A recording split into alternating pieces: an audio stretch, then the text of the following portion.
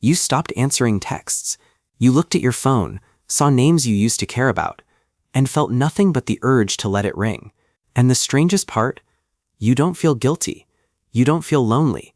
You feel lighter, like you finally stopped carrying weight that was never yours to begin with. So what happened? When did you become the person who walks away and doesn't look back? You weren't always like this. There was a version of you that said yes to everything. The friend who showed up at 2 a.m, the family member who mediated every conflict, the partner who absorbed everyone else's chaos and somehow kept functioning. You were the one people leaned on when their lives fell apart, and you showed up every single time. You listened to the same problems, offered the same advice, watched them ignore it, then listened again. Until one day, you didn't. You let the call go to voicemail, and nothing catastrophic happened. The world kept turning. It just got quieter. Here's what nobody tells you about that moment. That wasn't weakness. That was your nervous system doing exactly what it's designed to do. Psychologists describe this using Polyvagal Theory. Your autonomic nervous system operates in different modes, and one of those modes exists specifically for self-preservation. When you've been emotionally drained too many times, when people have taken more than they've given for too long, your brain doesn't ask for permission. It shifts you from social engagement into what researchers call dorsal vagal shutdown, withdrawal, conservation, protection mode. Not because something's wrong with you, because your system recognizes that your energy is finite and it's running out. But here's the deeper question. Where did your nervous system learn that people were a threat? For a lot of people who cut others off, the answer goes back further than they want to admit. Maybe you learned to read the room before you learned to read. You scanned your parents' face the second they walked through the door to gauge what kind of night it would be. You absorbed the lesson that someone else's mood could shift the entire atmosphere, and your job was to manage it. Psychologists call this emotional cutoff, a pattern that develops when a child learns that closeness comes with unpredictability, that love and chaos are packaged together. So you adapted. You became hypervigilant. You learned that the safest place was often alone. And now, decades later, that same wiring activates every time someone gets too close. It's not a flaw. It's a survival blueprint your younger self created when they had no other options. But here's where it gets complicated. Because there's a real difference between protecting yourself and building walls so high that nothing gets through. Not all isolation is the same. The CDC reports that chronic social isolation increases your risk of heart disease by 29%, stroke by 32%. This isn't just emotional, it's physiological. Your body registers prolonged disconnection as a threat. But here's what they don't mention. Being surrounded by the wrong people damages you just as much, maybe more.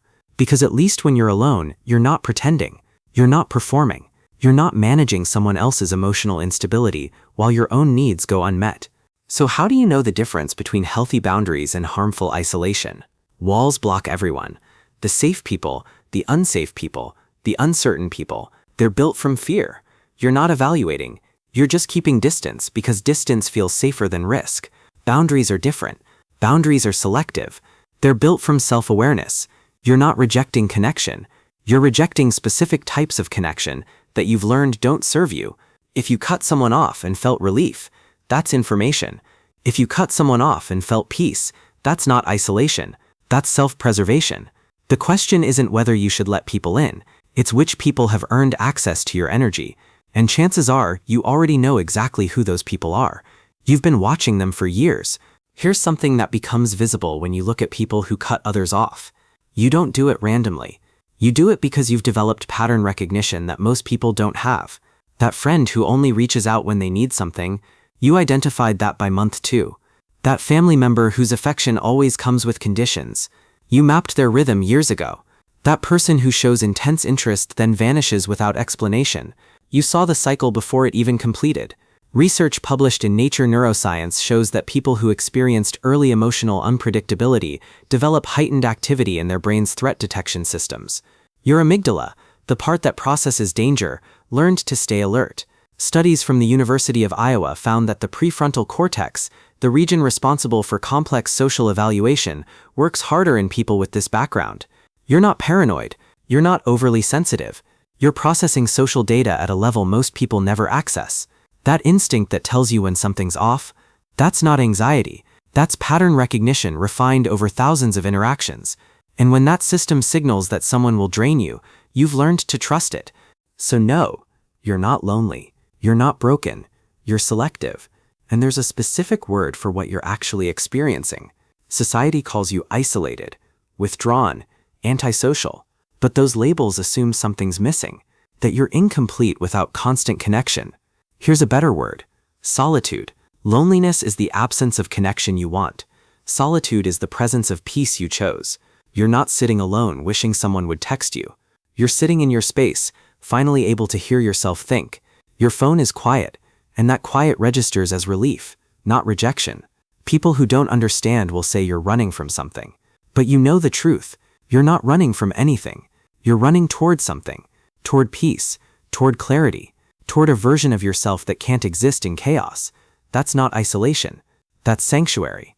And if you're watching this wondering if something's wrong with you, here's what you need to hear. There's nothing wrong with you. You're not cold. You're not heartless. You're not incapable of connection. You're someone who learned the hard way that not everyone deserves access to your energy. And instead of letting that lesson make you bitter or cynical, you made a different choice. You chose to protect your peace, to guard your energy, to build a life that feels calm instead of chaotic. That's not weakness. That's one of the hardest, most deliberate things a person can do.